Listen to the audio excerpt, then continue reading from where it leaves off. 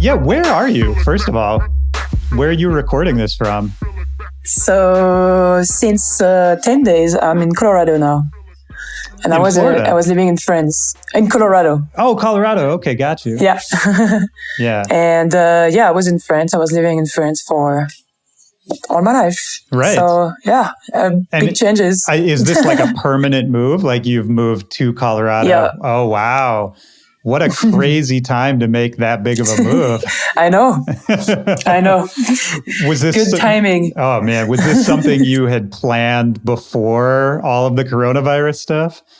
Yes. Yeah. But I don't know, everything worked out great. I'm not complaining. No one on the roads, Well, yeah, that's true. Pretty Some nice things too. are easier.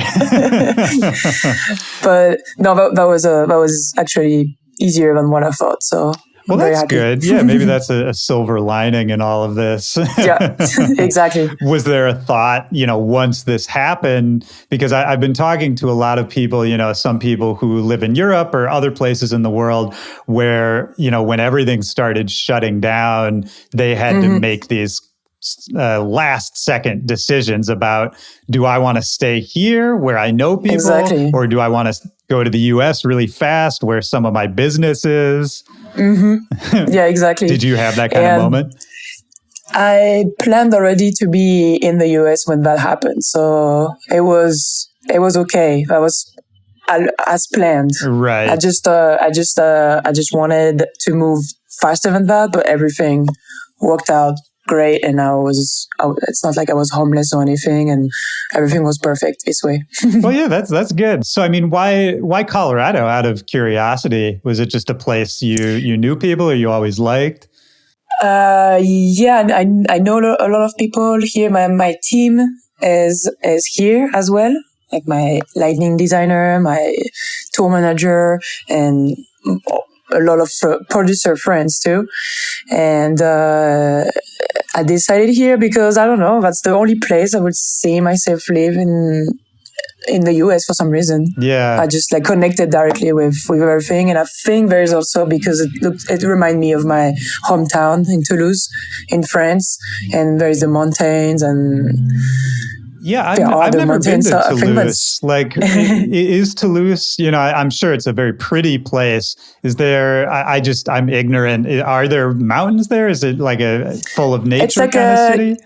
Yeah. It's like an hour and a half from the sea. It's like 2 hours from the ocean and an hour and a half from the mountains. So it's like surrounded by pretty nature, and it's like the 5th biggest city in France. So it's it's still a big city. Nothing compared to the US, but but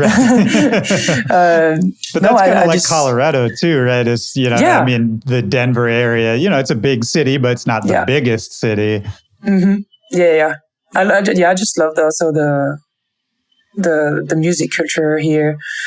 Just a mix of the West Coast and the East Coast, in my opinion, and just people love everything, and so do I. So I really connected well with the music industry here for some reason. Absolutely. I mean, Denver kind of became, the base capital of the U.S. For whatever reason. And you're right. I mean, anytime I've been there to play shows, it's they're just more open-minded, I think, the people there and the crowds. Yeah, my favorite shows, I think it's in Denver. Yeah. Well, and it's interesting, talking about the nature aspects of it, and that, both Toulouse and Denver are really pretty places, because, I know that's something you actually incorporate into your music as well. Mm-hmm. And I know you're heavily influenced by nature and your surroundings and that sort of thing, because I feel like a lot of artists, everybody likes a pretty place, and it's nice to go write music somewhere nice. But for you, it feels a little more direct. Like, you're actually taking the sounds you hear or the people you encounter or the cultures and actually putting them in your music. Mm-hmm. No, exactly. I am directly inspired. I think that's one of my biggest source of inspirations. Nature, traveling, seeing new landscapes, new sounds. This is definitely what was also hard during quarantine, like not being able to do that. I was not super inspired during those months, but it's yeah, it's one of my biggest source of inspiration for sure. Yeah, I mean, how has the quarantine been for you? It's especially I'm also somebody who loves getting out into nature and just generally going out, traveling, experiencing life. And I personally, I've gone a little stir crazy. Were you, in this period? I mean, and we'll talk a lot about this in a minute, but obviously you're gearing up to launch an album too.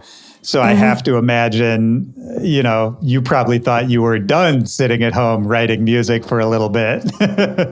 Yeah, we had definitely a lot of plans. I was looking forward to, like everyone else, like touring and big shows. And the first weeks of quarantine have been nice. I actually enjoyed not having to live in airports or being able to sleep, and it was pretty nice. But at some point I was like, oh my god, I definitely need live music, and go see a show, or like feeling the connection of the fans, because live streams are great, but when you record the sound, when you play, it's very weird to try to imagine thousands of people sitting at home watching you.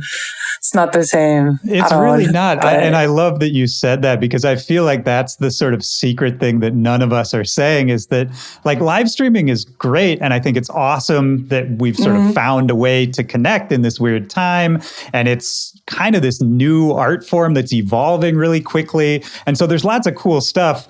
But for me, at the end of the day, it's just not the same, and I think a lot of people feel that way, and not a lot of people are saying that, Oh, for sure. Yeah, we're trying to stay positive, but.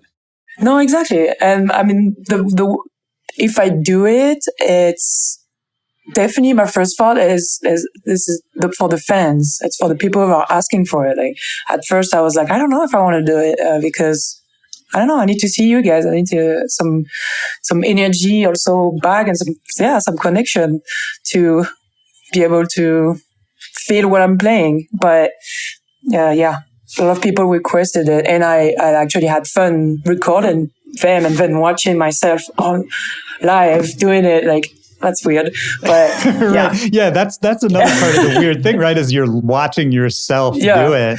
Yeah, exactly. I enjoyed doing it, but it's definitely not the same. And I did it because people requested them, for sure. Do you see yourself doing more of it in the future? Are you, all these digital festivals are popping up? Yeah, I think I will. Yeah, because this is what the people want, and I see that it's helping a lot of people, and it also give me some kind of like projects or stuff to look forward to, in a way. So I think I'm still gonna do it, like until everything starts to be back to normal, kind of. Yeah. As you were talking, I was thinking that, like, I think a lot of us too, we need a project, right? Because all of a sudden everything got slowed down so much, especially for people who are used to going on tour and kind of being in a different place, hopping city to city. All of a sudden it's like, all this time, what do I do? That's what I'm going crazy now. Have you been, I mean, you said you were, having a hard time being inspired or writing music. What have you found to sort of occupy your time? I'm hanging out with my loved ones, which is the most important thing. But also, maybe eat. I've been doing some of that. Eat a lot. Trying new cocktails. Oh man, yeah, me too. That's great. and I love video games too. That were helping me a lot. Like, what have you been playing? A few weeks ago, I've been playing like Horizon Zero Dawn. I think that's the name. What else? Far Cry and Red Dead Redemption. Oh yeah, nice. So the ones that really can bring me into another Yeah, world. those are mine. That's my shit, man. I don't play a ton of games anymore, but I grew up playing games and all my friends are gamers, so I'm still kind of connected to that world. And yeah, I mean, for me it's, the like holy trinity is like Fallout, BioShock, Mass Effect, those kind of games. The futuristic ones. Yeah, futuristic and also like, open world, and you can, like Open you world, said, yeah, just exactly. kind of get lost. And Yeah. No, that's the same. When I grew up, I played a lot, and then I stopped because obviously I didn't have time at all, or I was feeling guilty. I was like, oh, you got something else to do. You can play, you can do music, And now my aspiration was down, and it's quarantine, so I'm not going anywhere. I was like, I'm gonna finish games. It's fun. Yeah, I love amazing. that.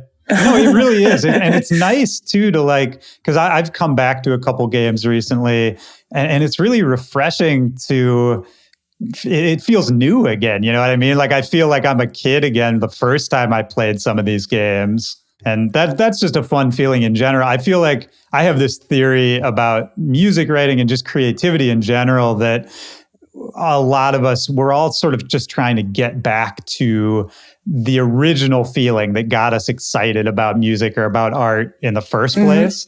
And that sometimes that's hard to do, right? Because we get lost, the career, there's business expectations, the business side. all that. Yeah. And it can sometimes be hard to do. So anyway, my point is that it's really refreshing when you can find those moments. And it makes me wonder, were you always, I'm an escapist. It seems like maybe that's something you enjoy as well. Were you always like that? Like as a kid, were you, like a daydreamer kind of kid? Yeah, always. That was also what my teachers would say. Chloe's here, but she's not here. CloZee is in class, but she's not here. Yeah, definitely. That's really funny. That's what I was doing also with the guitar, playing the guitar for all my student years. Like when all did you day, start every playing day. the guitar? When I was 11. It was more like the classical way. Right. And then I started to really play stuff that I really wanted to play. And that's when I fell in love with guitar and music, and then music production as well. That came from the guitar. I just wanted to record my composition, and then I had FL Studio on my computer. And I was like, oh, Fruity Loops, I'm just gonna try to record some stuff. And then I figured out, I can also add this. Like some drums and some melodies on top. It sounded like shit, but it was fun. When you're 15, you're like, listen to my new song with a shitty MP3. You're like, yeah. Well, that's great, right? That's what I was just talking about. It's like you don't know what's good or bad yet, right? Yeah, you're like, you're kind of proud, and now I listen to it like, whew. That was interesting. Right. But yeah, that's feeling. I mean, I know what you're saying, but there are actually interesting parts in it, right? Because I listen to old stuff I did, and you're like, wow, how did I come up with that? Like, it's going all over the places though. It's going all over the places. You're like, you could do 5 songs in that one song you made like a few years ago. It's going crazy. And while you were, when you were a kid and you're doing this, you're playing the guitar and you're starting to record and add some elements in, was it all kind of a hobby? Like, were you just doing it because you really enjoyed it personally? Did you want to perform? Like, was there any thought of that? Yeah, that was absolutely just for fun. I was also in a band. Just like a soul rock band when I was like 15, 16. And so I had both. I had the music production side, but I did solo, and the band, having to work relationship stuff. And I'm like, okay, but this is cool for a while, but I'm like, I think I just want to do stuff solo just for fun. And it became an obsession over my studies almost, because I was just doing that all night and then going to class until I was 21. So, and I was playing also in like very small clubs in Toulouse. At that time, I was playing some dubstep because that was what people wanted to hear, and I was putting some of my music sometimes, and see how people would react. Yeah. So that's how just could become obsessed. That's it. By Well, music what production. age were you when you started performing, as a solo artist, as an electronic musician? Was that, still in your teens? My first show, I think, was when I was 21. Okay. Yeah, 21. So 6 years, almost 7 years ago. Do you remember the first show, out of curiosity? Oh, yeah. Oh, yeah. Shit my pants. Oh, yeah. When it's just like a bunch of friends, but it's like the worst. Like, yeah. I'm about to play my first show. It was just awesome. At a little club in Toulouse? Yeah, very small club, very dark, very weird. Right. But, when your friends are here, it becomes a very important one. What did your parents think of all this? If the obsession with music is just growing and growing, and you said your studies were taking a hit, how did they feel about that? I still got, I still graduated. Right. So that was the most important thing to my parents. Like, yeah, you can do whatever you want, but you got to do this. You got to graduate. And that's what I did. And then I was like, I'm going to try to see where music is taking me. And because I was seeing more and more love on the internet, and I was obsessed with it. I couldn't think about anything else. So that's what I wanted to do and try to do. No, yeah, I'm very glad I did. I don't think I could be happy another way. I relate to that. I relate to that. It was always the same for me too. It wasn't, and I don't know if this is the same for you. For me, it wasn't that I wasn't good at other things. I did well in school. There were other things I could have done, but there was never anything I cared about even close to as much. Yeah. Exactly. Same. Yeah. It's funny how that works. I mean, were your parents musical? Was there music in the house? I always wonder where that comes from, No one really were a musician. My grandparents would sing a little bit, but more in a choir. Yeah. But no one really played an instrument. My mother really listened to a lot of music, which definitely helped, very various music, including world music, which is probably where I take my my passion for world music from. And just also going to a lot of shows and, circus and just a full show with performers and stuff like that. I was also obsessed with this. So that's how I think. So you were going out to shows, you were being exposed to a lot of Exactly. I was exposed to music and shows and But you did go through college, through university, right?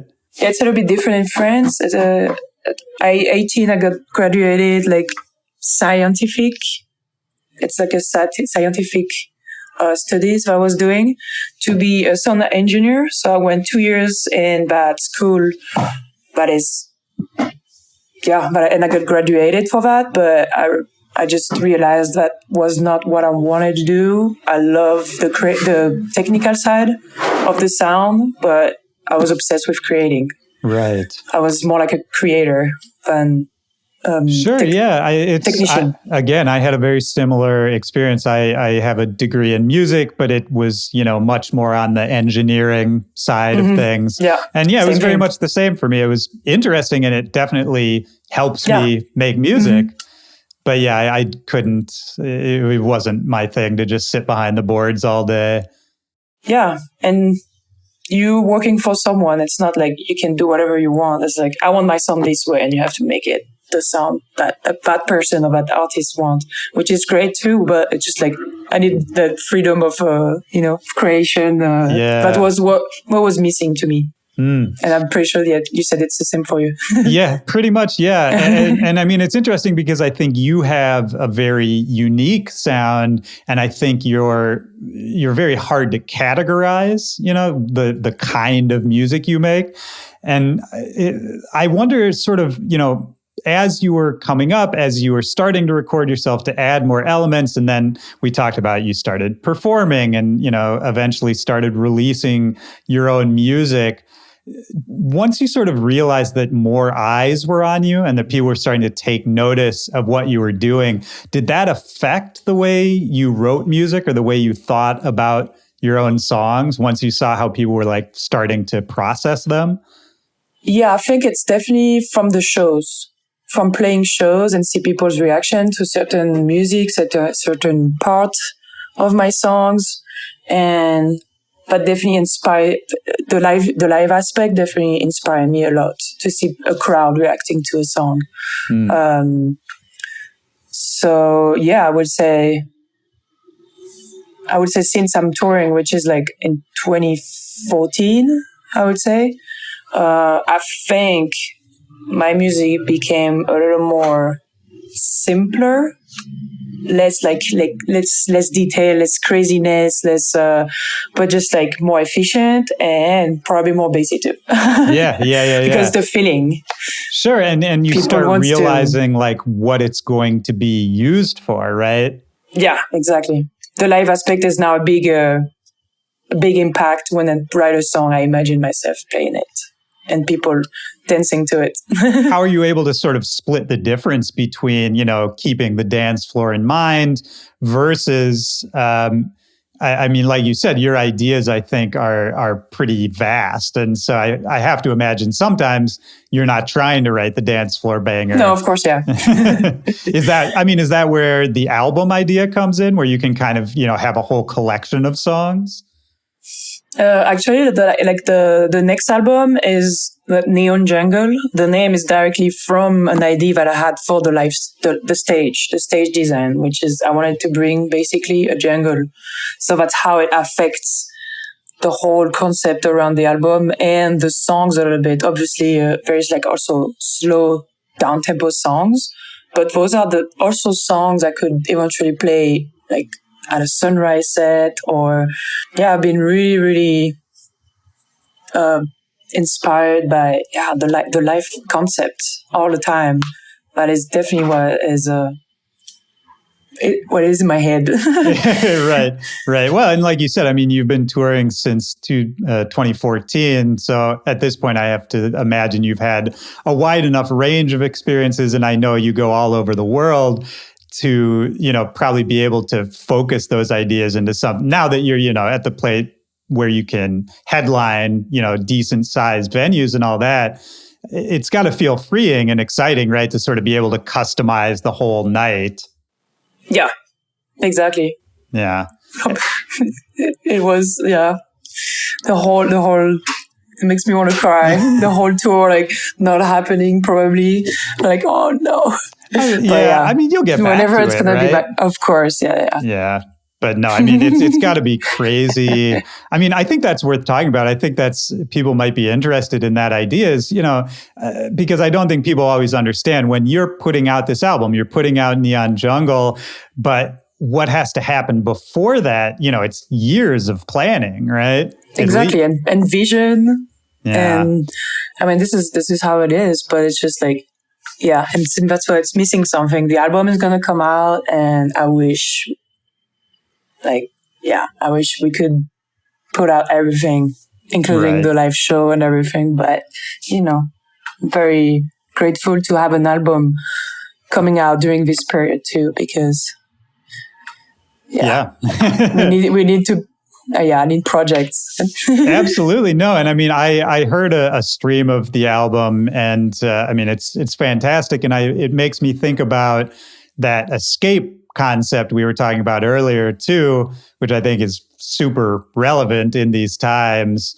And to me, that's kind of what it felt like. Yeah. I don't know if that was your intention, but it really. No, of course. Yeah. How did you adjust, you and your team, to sort of, as things are changing quickly and your plans are kind of getting thrown all over the place? Were there any silver linings of it? Have you changed your approach to it?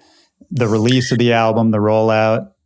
Yeah, I guess the good thing is that we really have time to plan, and me to just plan the release, see people's reaction. Because if I was on tour or like on the road, this is not something I would really be able to pay attention too much because, the internet, it's crazy. Yeah. So now that's a really good thing. And every time I put, like the last album I put out, I was like on a 42 gigs tour for 2 months. So I was like doing interviews in the RV, then playing shows, but I didn't really have time to really enjoy the release of the album. That's a good thing right here. Right now, I have all the time. Yeah. Have many months. Absolutely. So I guess that's the amazing point for sure. There's always a silver lining, but obviously, at least for me, I love the travel and the touring so much. Did you always love it? When you first started touring? The first years of touring were really rough. Very rough. How so? Sleep at people's house and sleep on the couch where the after party is after a show. After your show, you're like, when is this gonna end? Just not making any money, basically. The visa, a lot of stress. But and a lot of times the shows aren't even what you want them to be either, right? It's sort of just this, you keep going because you can kind of see the potential of it, but it's not exactly. there yet. Exactly. I loved all the shows, but all the traveling part and the logistic part were very, very hard. Yeah. Sometimes, but it's done. And now it feels amazing to know that I will not go back to that period. That period is done. You did the big job, the hardest job, and it's definitely way more enjoyable. And it lets you know that you can deal with kind of anything, right? Yeah, no sleeps at all for 4 days and being almost late and anything happened. And I'm very, it built the project too. It built the way I write music. It built the way I react with my fans. How did it start, once you first started releasing your own music and maybe even before you really went on tour? Were you putting out, because I know a lot of your early releases, you were working with a label, you were giving them away, not selling the music, right? Mm-hmm. Or at least making that's still the case. Still the case, yeah. And that's an interesting model. I guess 2 questions. How did you start working with, your team and a bigger entity? Like, how did they find you or how did you find them? And then what was the thought behind making everything free from the start? For the free music aspect, it was just because I knew that people could get the music for free anyway. So I was like, why not just having this option of giving for free, but good quality? I was like, no matter what, people will find it. And also, not all the time people have money to buy music, and I want people to have the choice. And I feel like people will support you and be more faithful if you understand them. Because I'm also a music lover. I also buy music, and sometimes I can't buy the music. In the past, I was like, I don't have any money. I can't buy this. I think what changed my career was definitely working with Gravitas Recordings, which also put out music for free. I just did a remix and I won second place. And that's how they knew my music. And then we worked together for like many years on all my last EPs until now, because I just started my new label. But yeah, it was a big collaboration, and that's how I meet also almost all my team. All through that one remix, right? Yeah. And yeah, that was the remix, the triggering point, which was great. Yeah, I mean, it's amazing how something so big can grow out of something so small, right? Yeah, just a remix contest. Just, I'm going to do it. Let's see. Yeah, and I'm sure when you do it, there's no expectation that anything will come of it, right? No. Yeah. Yeah. I mean, I still want to win, but, but obviously. Well, that's an interesting thing. Are you a competitive person? You know, what is that drive that sort of keeps you going after it, even though now, as you said, you know, you're in a more comfortable position. The grinding part is a little easier. Mm-hmm. I'm not really a competitor. I'm more, I just want my music to be heard, basically. I'm not a competitor, though. There is no competition. It's just like everyone has their own path. But yeah, when I do a remix contest, it's a contest. So I'm doing my best. Right. Of course. And was it the sort of thing, you know, when you were younger, maybe even now, you know, you say you just want the music to be heard. And I relate to that because, at least for me, that's part of the drive. Not exactly proving people wrong, but, you know, really feeling like I do need to sort of keep proving my point that, no, I deserve to be here. Oh, I can definitely relate to that too. Yeah, I don't think it's like competition, but it's also, I mean, for me, it was also self-confidence. I never had any kind of self-confidence in the stage, the music, and getting my music heard and seeing people liking it. It's some sort of like, it's not validation, but it helps for you to believe in yourself. And that's a competition with yourself, kind of. Absolutely, and so And all the time. Yeah, right, exactly. It never stops. Yeah. But it's also therapy in that way, I think, right? Big therapy, yeah, exactly. Yeah. That's always what I say, as music, like, was big therapy, and the stage even more. I never thought I would be able to be on stage solo. Like, what the fuck? No. But my passion was way bigger than the fear. So, yeah. That's interesting. Do you think of yourself as like an introverted person?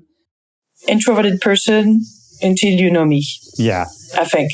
Obviously, around people, I'm fine. Around people I know, other friends. But yeah, definitely introvert. Yep. Yeah, it's funny. And I think you're dead on. It was the same for me too.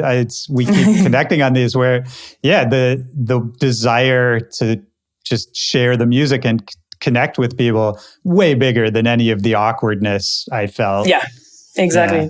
Yeah. Which is so funny because, you know, in other situations, it's like all I can feel is the awkwardness, right? And yeah. Some shows. You're like, why am I doing this? Why am I doing this to myself?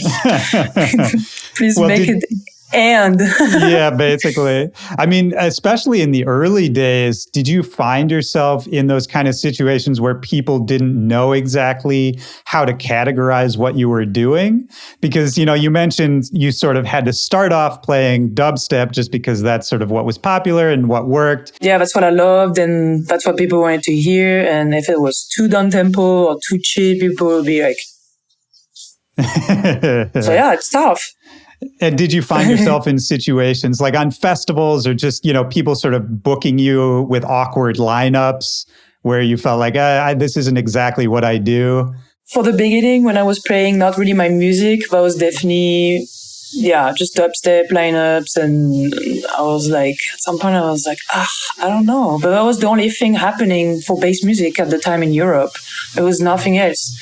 In America, you have all those genres and festivals with bass, a lot of different type of bass music, which I would relate way more. Yeah. But as a young French girl trying to do something and to play shows, that was my only way to get some gigs. That was the only way. Yeah. Yeah, until maybe Grammatic came to play in Toulouse or Bonobo, and then I was able to play my own music and more like down-tempo stuff, especially with Bonobo. So I was like, so there is a scene.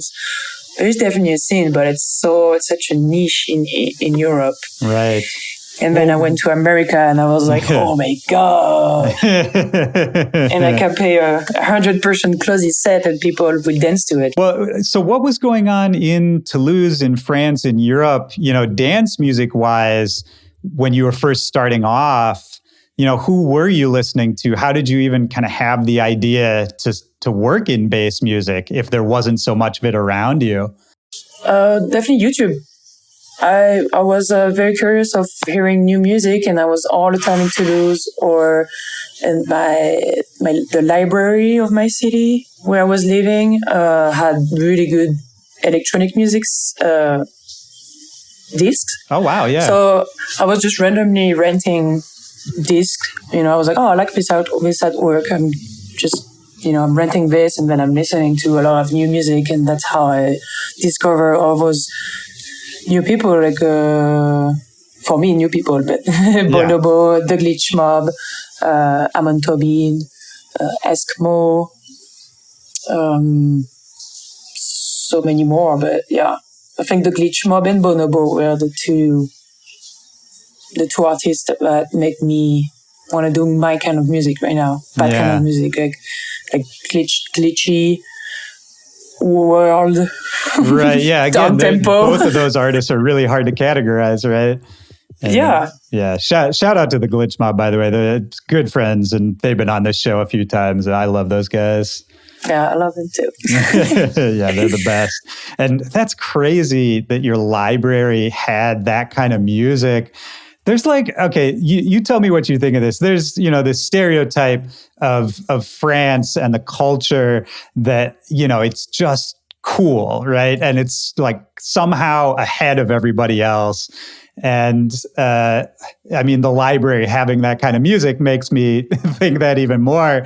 And, if I look at the wide range of French artists in the electronic music world, from people like you to somebody like DJ Snake to somebody like FKJ to, there's this wide range to Ed Banger, there's all these different types of people all making this really forward-thinking music that you're really not hearing other places.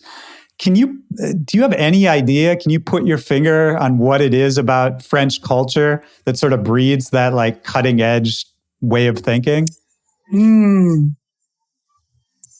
That's tough. I don't know.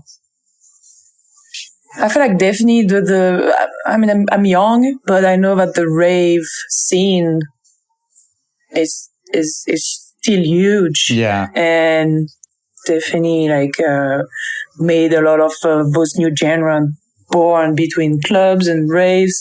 And also I feel like the French culture musically, I've seen so many, for example, world music live. Right. And just super, how you say, multicultural. Yeah, maybe that's it. Maybe it's that interest in other cultures, right? We have to anyway. It's an amazing melting pot, and we are so close to all the different countries. And the UK has its very own electronic, music culture as well. And I think it might be it, but it's also, I'm young. I don't know. I need to look where all this is going. Yeah. And I think there's also a big hip hop culture and sampling culture in France, and obviously that's how that Daft Punk became Daft Punk. Yeah, absolutely. Yeah. The French hip hop culture, you're absolutely, it's huge. It's, probably one of the biggest scenes outside of the US, right? Yeah. And I feel like, 20C, Vincil, C2C, and all those people are just it's electronic hip hop. I don't know, sembe, they all mix so many different things with electronic music, and I think that's how some new genres are coming up, maybe. Yeah, I think that's right. And now you're making me think. You brought up Daft Punk, and I think that's it, right? Is it's sort of an interest in other cultures and other sounds, and then combining them in different ways that maybe other places just wouldn't think to do. There's something about it. It's just an interesting thing, because I think, the French have been so far ahead for so long. I don't know, but at the same time, I don't have shows, for my style. You see what I mean? Yeah, there is that too. Was that hard at the start to sort of see a bigger scene in other places, but not have it right where you wanted it to be, right where you were? The promoters will never know where to put me in a lineup. For example, at a festival, should Korea be last or first? There's not any other artist, but I could maybe relate to, maybe just a few, but obviously we are not going to do like the same lineup over and over. But yeah, it's very tough. It was very tough. Like, and I could say that promoters like didn't really know what to do with my style. We love to book you, but you're not filling any rooms right now. Like, people don't go see this kind of music live. Right. They don't even, not a lot of people know my music or know my style. So yeah, it's definitely tough. And that's also why I moved in the USA, because I was feeling alone a little bit in my scene, and I needed to share with more producer friends, and collaborations were always tough. How did you start, connecting with like-minded people in the first place, with other artists who maybe related to what you were doing? Was it all kind of just online from things you would post? Yes. Mm-hmm. Definitely. Just online. And yeah, just seeing the festival lineups in America, I was like, oh, those are all dream lineups to me. I'm listening to any of those people, and all of them are my inspiration. And we never, ever got anything like that in Europe. I had to go to like those huge festivals to see, like, I don't know, the Glitch Mob, for example, Grammatic, Flume, people like that. I had to go to those huge Belgium festival. I was multi-genres to be able to see those festivals, but they would never come. What about you when you first came to the States? Do you remember, the first US tour, those first shows? Oh, yeah. When was that, and what was that like? That was September 2014. September and October 2014 was my first tour ever in the US. Yeah. And really, like, first tour as well, like going from a place to another one. I was just playing some shows sometimes in France. But I don't know, it was amazing. It was also crazy, and I saw the potential of my music here. And in France, I was always so anxious about playing, because I was like, it's either a hit or miss. Right. All the time. And here, I don't know, I feel like people were more open-minded to new music and to dance to slower music also. It's gotta be a relief after years of not feeling like you can do exactly what you want to do, to find a place that accepts it. Yeah, no, for sure. I mean, how were you able to sort of stick to your guns and to keep that vision for what you wanted to do, even while you weren't getting that positive feedback? Because this is what I wanted to do. And I think I had enough great feedbacks online. That was what was keeping me going into that direction. And this is what I wanted to do. Like, I didn't want to do techno or stuff just to please the European crowd. I mean, that's what, they love, or trance. No, I just connected with that type of music, and it needed melody, and it needed slow beat, and, I want stuff between my kick and my snare. That's what I wanted to do. I think a lot of times I was reading, some interviews and articles about you when I knew we were going to talk. And one thing I noticed is that all these people, your music gets described as cinematic a lot, which I think is always like a funny word that just means like there's a lot of different kinds of sounds, or there's a lot of different kind of influences. Maybe I think by cinematic, they say maybe it tells a story. Maybe. Yeah, that too. And I've been like, I loved a movie's soundtracks, so maybe that makes sense. Well, first of all, do you think about writing music in that way? Do you have, a story or like an arc that you try to convey when you're writing music?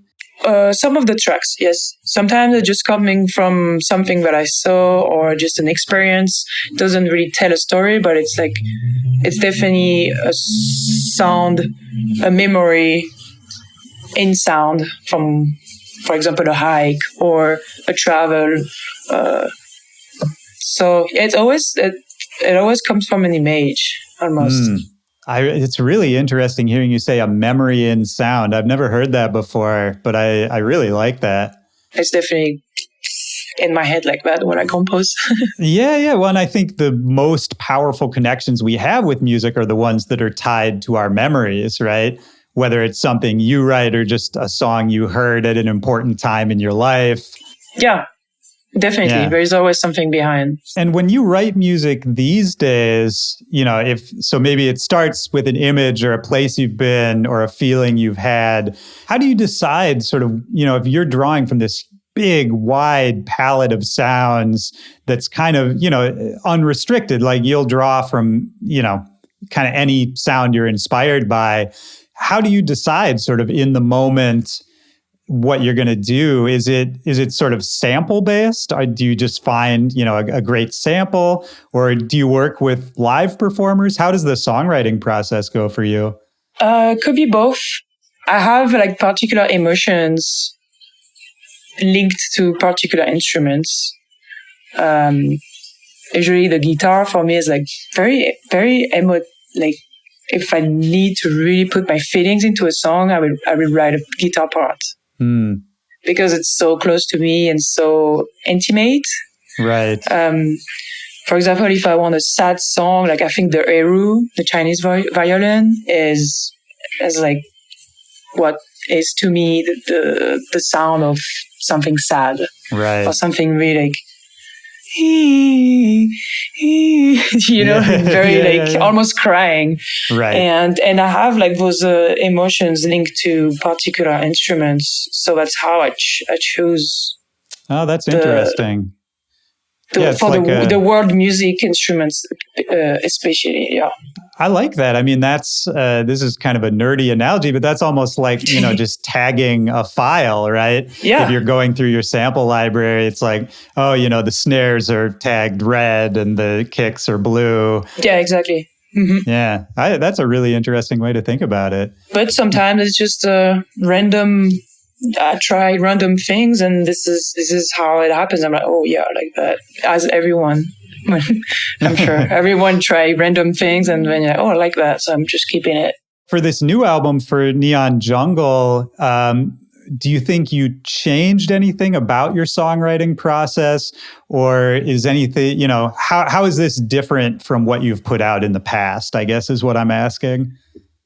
For Neon Jungle, first of all, for this one, I changed my whole setup. I was living somewhere else, so it's enough for me to have a different approach.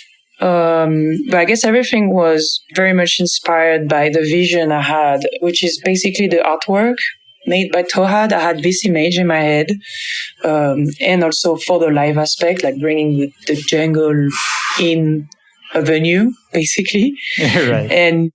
And the whole songs and the album is like inspired by this mostly. For your last album, which was 2018, was there a similar concept to that album, to Evasion? This one was way more intimate, I would say. It was less about a visual concept. It was more like I need to write those songs because those are my experiences, and I just wrote the whole album in just a few months, like a whole story. For Neon Jungle, it was more like tracks. I made one track. I played a lot of those tracks already, and I finished the album with this concept in mind. So yeah, it's a different approach for sure. For a long time, you were just putting out singles and EPs. And now, there's Evasion, and then a couple years later, Neon Jungle. Mm-hmm. Do you see yourself becoming more of an album artist? Yeah, I think so. It's just more interesting to me to work around a concept or a story of several tracks than to, put out an EP is great if you have like some bangers, but you don't know where to put, right. In my opinion. Oh yeah. But right now, I feel like I really love the album concept. Yeah. Yeah, I think that's great because it's a stronger commitment. That's something I'm always big on is, if you're going to do something, you got to go all the way. You got to really push it. And I think you and I both know plenty of people who will put out an EP exactly because of what you said. There's sort of one banger that they want to get out there. And then, the other tracks are kind of like, well, I got to, surround it. One man track and then you try to fill it with two other tracks. But I see exactly what you mean. I don't know if I don't know if listeners notice that kind of thing or even care about that kind of thing. But I think once you've been around long enough, you can kind of tell when someone's phoning it in a little bit. Yeah. I agree. Yeah. I think more artists should really try those big swings. It doesn't have to be an album, but that I think it's so competitive now and it's so hard to stand out that, and even for big artists, even for established names, I think a lot of people still feel that pressure, to do something new or to stand out. And it's, you gotta, whether it's an album, whether it's, just some crazy vision for a live show or something new. I don't know. It's a crazy live stream, whatever it is. I just hope we see more people. I hope people take this time off the road to just get more creative and sort of refocus. Do you think for you going back on the road, once things get back to normal, whenever that is, do you think you'll approach touring differently, live shows, writing music? I think so. Yeah, I can't tell yet, but I'm pretty sure it's going to be, I just can't wait to have another big wave of inspiration. And this is when going back on tour, it's when it's going to happen. Do you write music on tour? No. Sometimes I write some ideas in my hotel room, but it's really, really rare. It's really rare. And it's really just one idea. But usually I'm just bringing everything with me, and then when I'm in the studio, it's like right. You get all the inspiration lined up. Yeah, exactly. Yeah, I'm really like that at the end of the tour. I'm like, I need to compose, which is great. I'm really looking forward to it. How do you, when you are on tour and everything's going crazy and you're going from the show to an interview to the hotel to the plane, how do you take care of yourself? How do you stay healthy? How do you feel good mentally? How do you make sure you're able to sort of keep it going? Listening to a lot of music on the road helps me to just, be in some kind of like just sort of transported kind of meditation. Yeah, exactly. It put me in a trance and I forgot about how hard traveling is, or good food. Definitely healthy food, good sleep, obviously no partying between shows, and a little drink before going on stage. That helps me to relax a little bit. Yeah. It's always a balance, right? It's, I used to drink a bit more on stage, and it's tough because everybody's trying to feed you drinks and everything's free and everybody wants to have a good time with you. And you're like, sorry guys, I'm working, okay? Yeah. Trying not to drink the whole bottle yet. You're right. What kind of music do you listen to, in your off time? Pretty much everything. And right now, I'm really more into like just very chill hip hop beats, like very the ones where I'm just not thinking too much. I don't have to analyze too much. It's just like a very chill, relaxing atmosphere. But on the road, I'm just listening to everything. I'm really into like housey stuff lately. Just because it's so different from my style, I can also just being, as you said, like in a trance, right. If it's space music, I'm always trying to analyze things, and it's pretty annoying. It's like, impossible. Yeah. I think you got to find things you can still be a fan of, Yeah, exactly. Like I love that feeling of just being a fan of something, not even necessarily understanding it, not trying to get involved with it, but just being a fan. Exactly. And I think too, that helps us connect to our music, right? Because that's the perspective we want other people to have on our stuff. Exactly. Yeah. But no, this has been really fun. I thank you for taking the time to do it. Before we get out of here, is there anything we haven't talked about? Anything that's been on your mind? Anything you want to get out there? I think we covered pretty much everything. That was really awesome. I really enjoyed knowing you. Oh, that's sweet. Talking to you, and that was awesome. I think we covered pretty much everything. I just can't wait for everyone to discover the new album and Neon Jungle. What's the release date? It's the 3rd of July. Okay, 3rd of July. Beautiful. Mm-hmm. I'll wrap it up just by asking a final question. It's the same question I ask at the end of each one of these episodes. Just a time in your life, like a memory, a moment from any time, could be from when you were little or could be from when you were, a week ago, when in a moment, music really deeply affected you, really had an impact on you. And that's kind of meant to be a really broad question. Oh, that was definitely, it was at night. I was in the subway of Toulouse and I was listening to this song by Seven Lions. And I listened to it and I had goosebumps everywhere. And I was like, I want to play shows. I just started making music. I was like, I think I want to play shows. I want to share this feeling to people, like live, when people have goosebumps. I just want to give that to people. Right. And I don't know why I thought about the live aspect, but I was like, I want to play shows. Yeah. I mean, it's such a powerful feeling. Getting goosebumps to music, I mean, it's such a powerful feeling that, just a wave floating through the air can have that physical effect on your body. Yeah. And then thinking about the idea, if you had ideas that, I want people to hear my music, like we talked about before, and then all of a sudden, what if my music could do what this just did to me?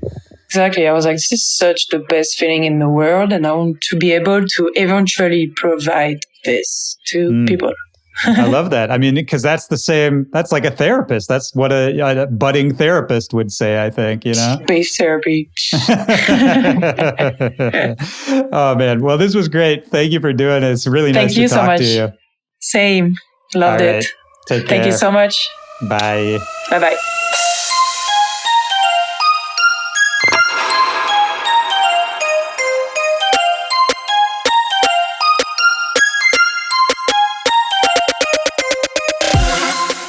All right, that's the show. Shout out to CloZee. Great to have you on. For everybody out there listening, I hope you enjoyed that as much as I did. Don't forget, CloZee's new album, Neon Jungle, it drops July 3rd, very soon.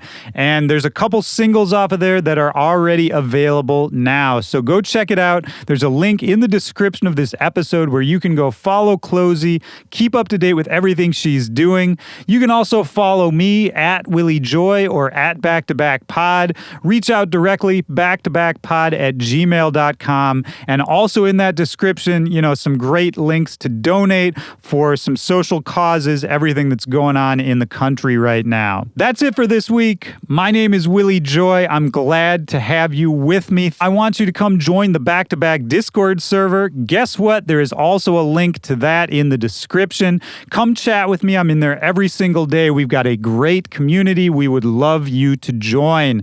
That's it. We're done for the week. For everybody out there, stay safe. Keep fighting the good fight. The fight is not over. Keep the pressure on. I'm lining up some episodes that I am really excited about for the rest of the month, even going into July.